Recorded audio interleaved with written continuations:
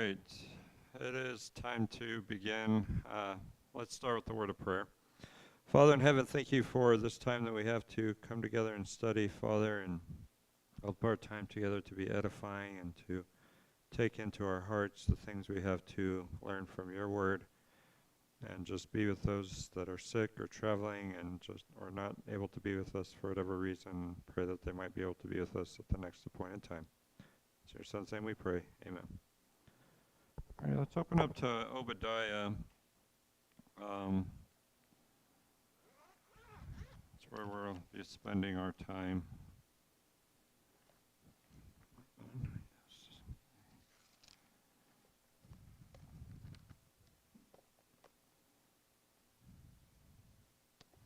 I can get there myself.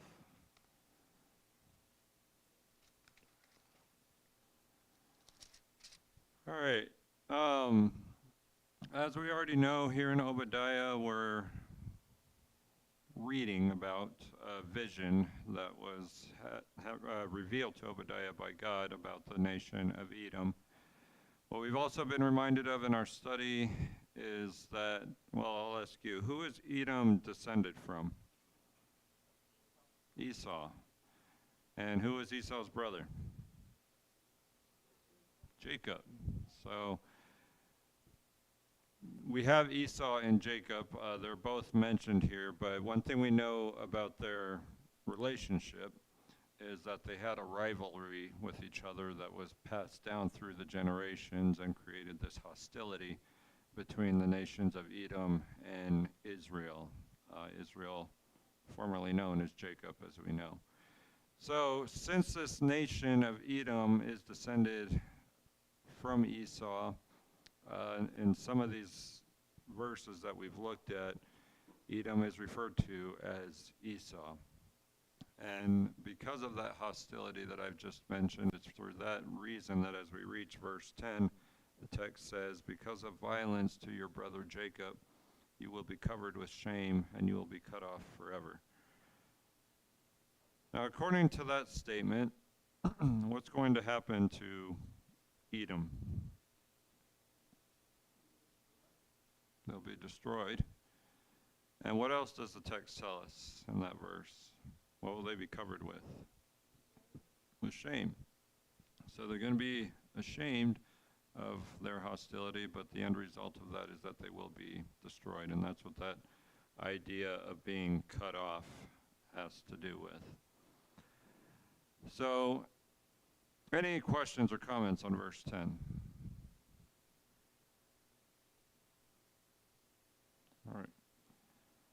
So what we're going to look at here in our time together is this idea about the shame of Edom, again also known as Esau, that Obadiah goes on to deal with in verses 11 through 14, where he makes 2 points about how the shame of Edom was seen. The first point Obadiah makes in verse 11 is that the shame of Esau was in the fact that it stood aloof from his brother. And the second point Obadiah makes in verses 12 through 14 is that the shame of Esau was in the fact that it gloated over its brother's misfortune. After looking at these things, what we'll learn from these verses is that if we mistreat our brethren, this will lead to shame. So let's read verses 11 through 14, and then we'll look at the points. Yeah, absolutely.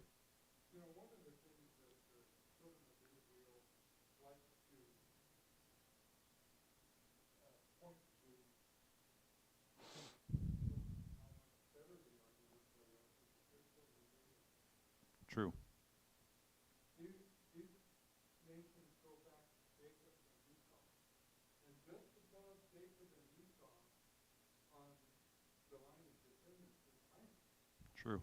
And just above Isaac is Abraham. Right. So both these nations are descended from Abraham. So that thing that Israel takes so much pride in,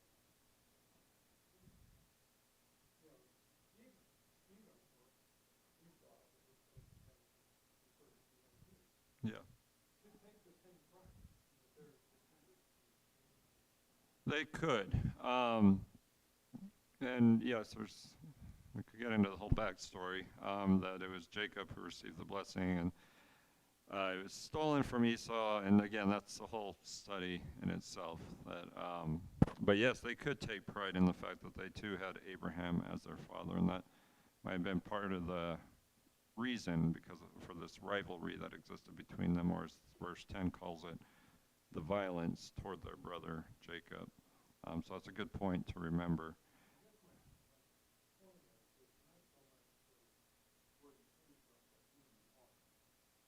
That's true.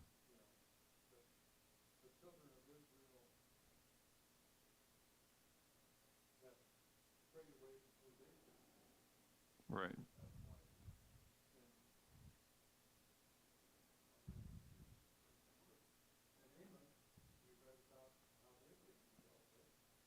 Right.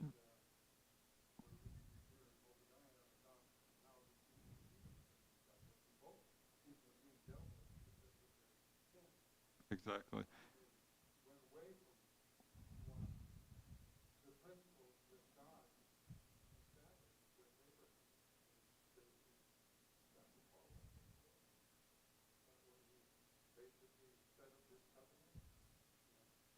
Yeah.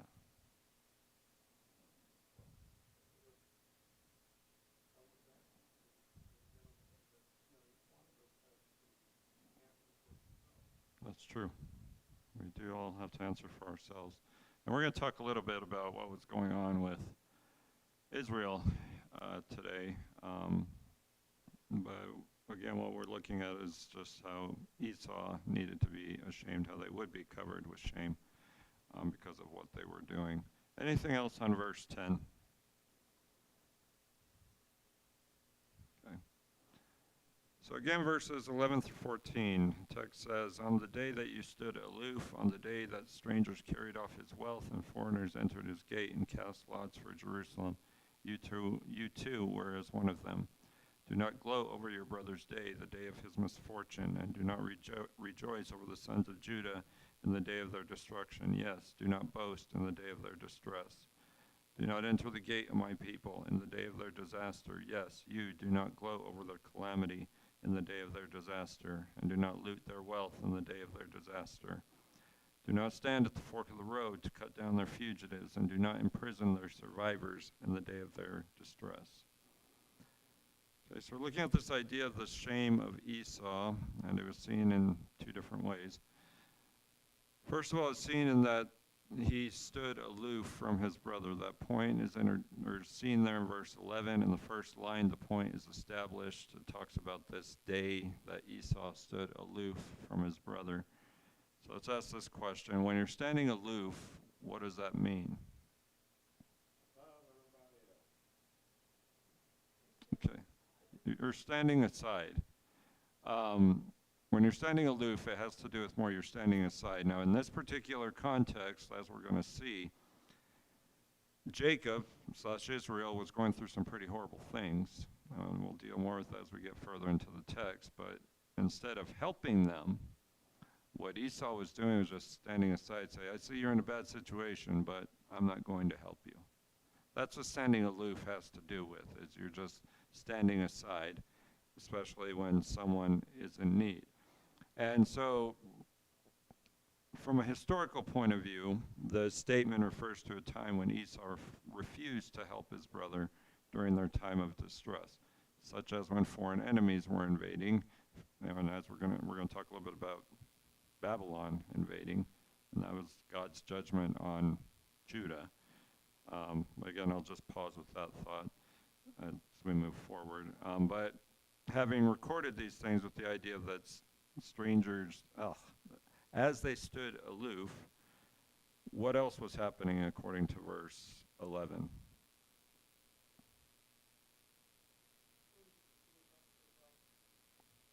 Strangers carried off their wealth, and what else?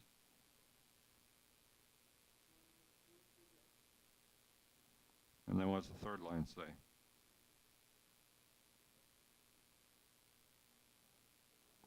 Cast lots for Jerusalem. So here's where we're seeing that Judah was going through some pretty horrible things, and this was a result of God's judgment.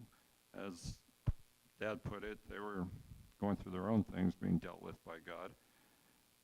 But that verse ends with the fact, it says, you too were as one of them. So Edom, Esau, instead of helping his brother, was just letting these things happen as foreign invaders were coming in, doing these things that are listed here, carrying off their wealth. Foreigners entered their gate and cast lots for Jerusalem. That idea of casting lots for Jerusalem is the idea of they were gambling to see who would rule in Jerusalem or take the city of Jerusalem. And so, but the point here is that last line. You too were as one of them. Edom wasn't doing anything, and they were in the same boat as these people that were invading Judah. I know I moved pretty quickly through that, but questions or comments on verse 11?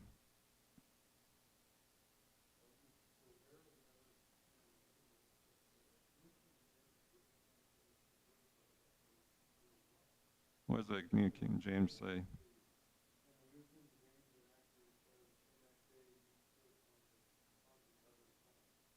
Okay. On the yeah, that's probably a better translation, because than aloof, because standing side, they were siding with the enemies instead of siding with their brother.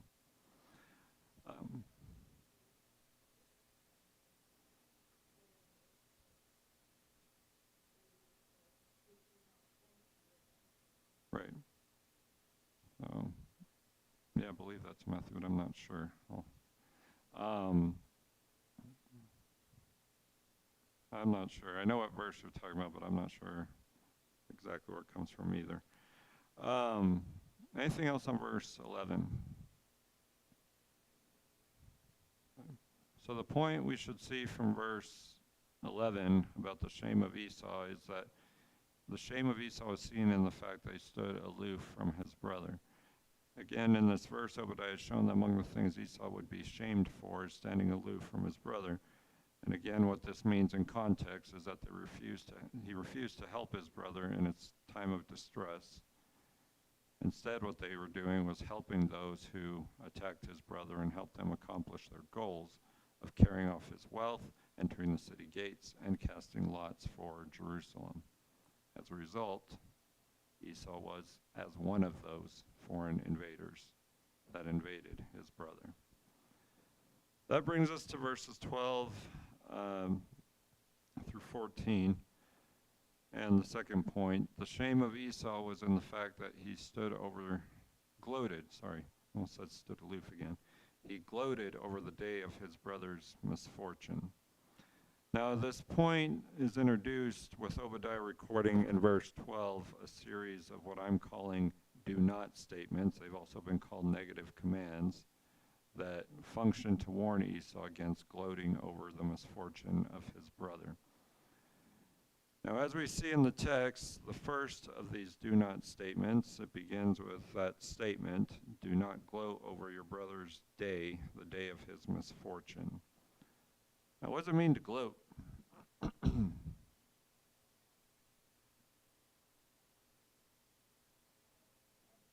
A bragging. It's kind of the idea of making fun or thinking you're better than someone else. A bragging celebration, we might put it that way. But what are they bragging about?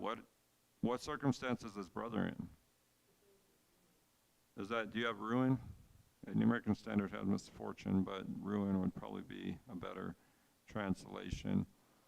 But the idea here is that his brother is suffering great loss because of these things we've already looked at, and they're gloating, saying, ha ha ha, you're losing out on stuff, and here we are.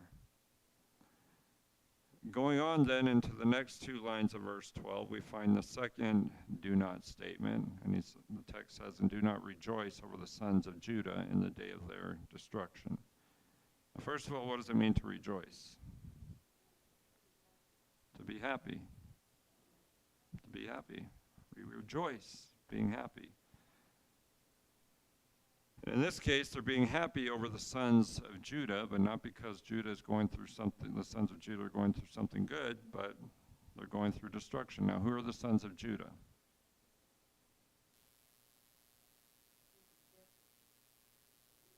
Jacob's descendants, but from a historical context, at this point we're looking at the kingdoms divided.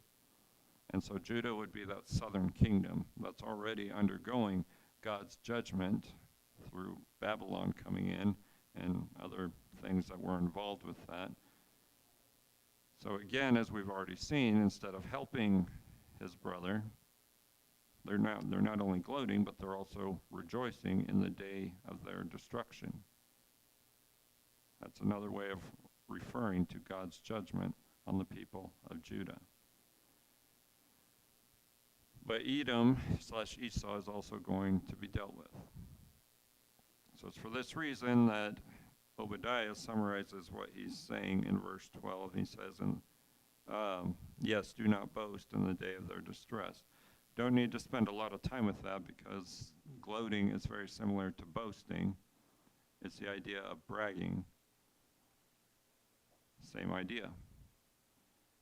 They're boasting, they're bragging, they're happy that the sons of Judah are going through this time of great difficulty. That's what that word distress has to do with. It's great difficulty.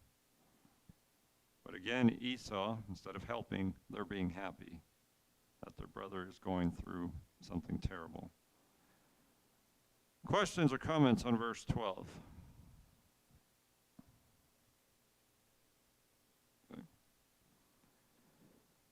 So go on to verse 13. We find another series of do not statements, or as has also been called, negative commands. Now, so here in verse 13, what's the first thing they're told not to do?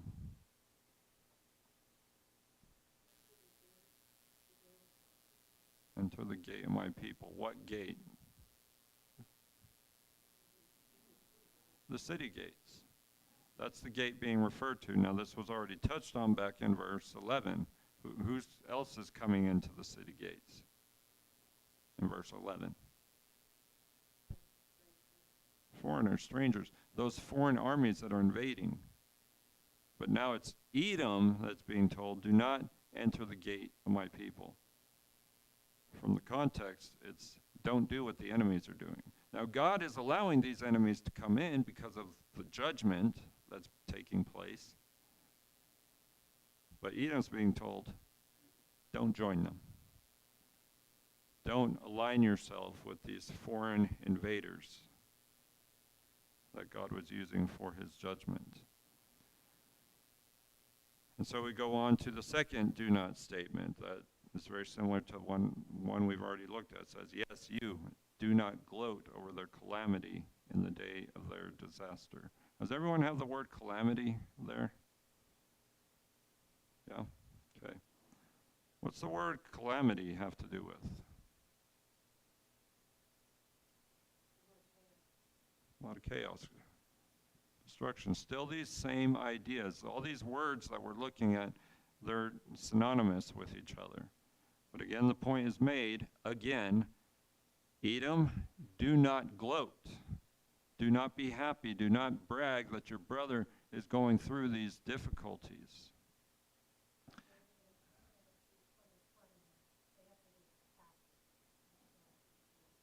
Okay. Catastrophe is a good word there too. There's still that idea of great loss, great difficulty, or chaos as Elaine put it.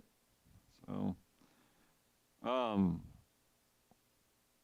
just lost my place here. Okay, so in the third line of this verse, we have the final do not statement. What else was Edom not to do? Loot their wealth. What does that mean? Don't steal their possessions. That's what wealth is. Now, these foreign enemies that were doing this were going to do that. But again, part of the point here is Edom, don't join them. They're going through these difficult things through God's judgment. Don't go in there and take their stuff. Because Edom was not part of what God was doing with nations like Babylon. Edom was to just step aside and either help his brother or stay out of the situation altogether. But more likely, as we've been looking at, Edom needed to make efforts to help his brother instead of just letting them suffer more than they needed to. But again, the point here in this particular line is do not loot their wealth in the day of their disaster. Do not steal their possessions while they're going through this judgment. Anything else in verse 13? Okay. So verse 14, we have the last of the do not statements, the last two, which further emphasize the fact that Esau was not to take advantage of God's people during their time of difficulty. So the first one we find in this verse is do not stand at the fork of the road to cut down their fugitives. What does that mean? What's the picture being painted here? Ambushing people that are fleeing circumstances. That's it. On the road. That's pretty low. It is low. Really, in fact, it's very low. It is very low. So you have God's judgment coming in on the sons of Judah. And again, that's the whole Babylon circumstance. But naturally, when these people are coming in, there's going to be people who are trying to flee that circumstance, run away. But Edom, what they're doing and being told not to do is don't, as Don put it, don't ambush these people who are trying to run away from what's going on. To cut them down. Now, what does that mean, to cut them down? To kill them. Don't kill these people who are trying to run away from what's going on in Judah. So that's the first do not statement. The second one, do not imprison their survivors in the day of their distress. So what else is Edom being told not to do?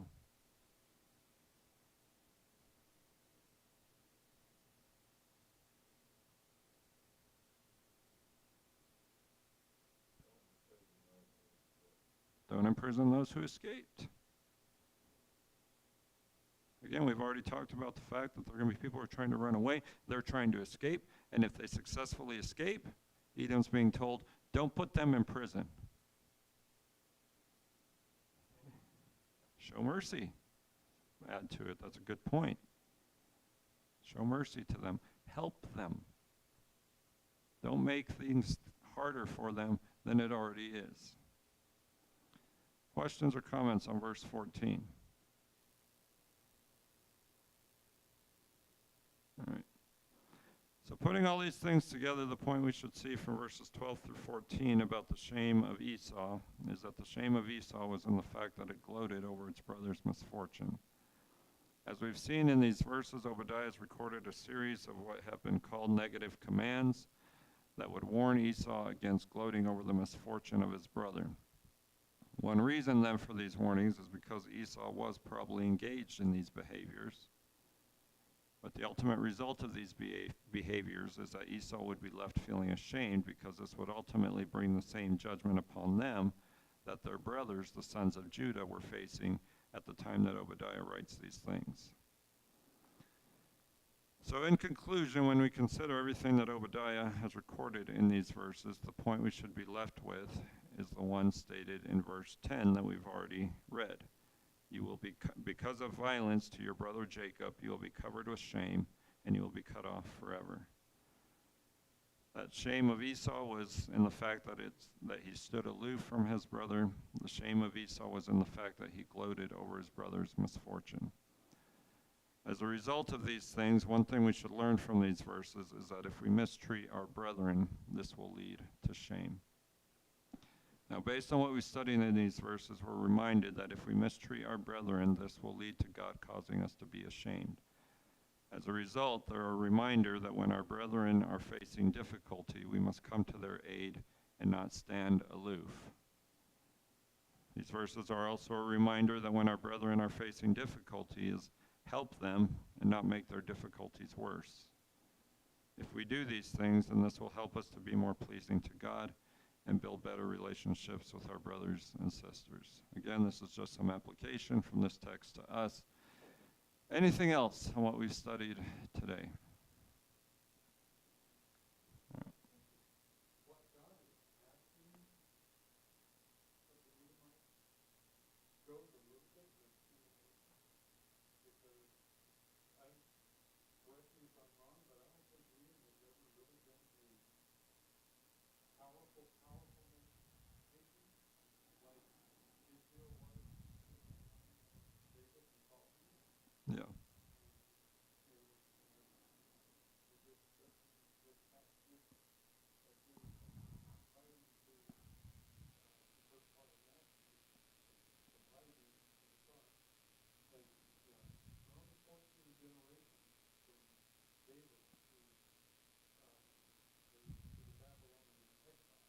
Mm-hmm. He was back when that was, then looked at our timeline on the wall, probably get an idea of that. But these are the people that have kind of come down, and all of a sudden, Edomites, and all of a sudden here's the mighty nation falling. It would be human nature to think about, kind of one of the things I thought was just don't worry about your brother falling because it's man on man. Right. Calvary. Yeah. And it would be human nature to poke fun at what God is done, because that's not kind of humanity. Exactly. Even the not chosen people are protected because of each other. Exactly. And that's because of that relationship as brother.